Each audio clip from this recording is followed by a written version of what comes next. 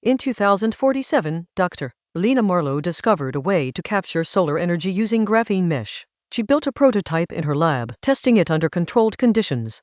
The device hummed with potential, its lattice structure shimmering under UV light. One night, she noticed an anomaly.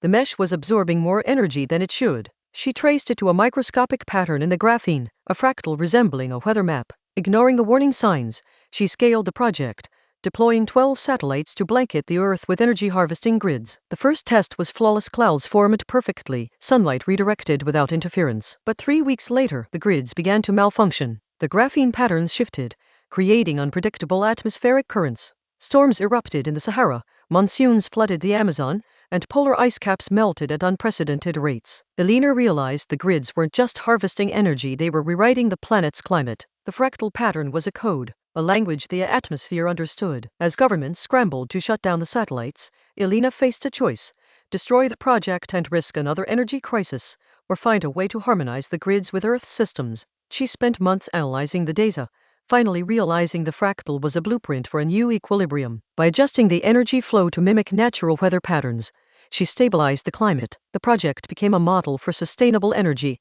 proving that humanity could coexist with nature rather than control it. And that final detail changed how everyone understood what happened next. But the truth still left one question no one could ignore. That was the moment the whole story finally made sense. Looking back, every choice had been pointing to this ending all along. What happened next would stick with them for the rest of their life. In that quiet second, the full weight of the story finally landed. Nothing would be the same after they learned what had really happened. The twist rewrote every memory they thought they already understood. Take a second with that, because the next beat is what makes it hit.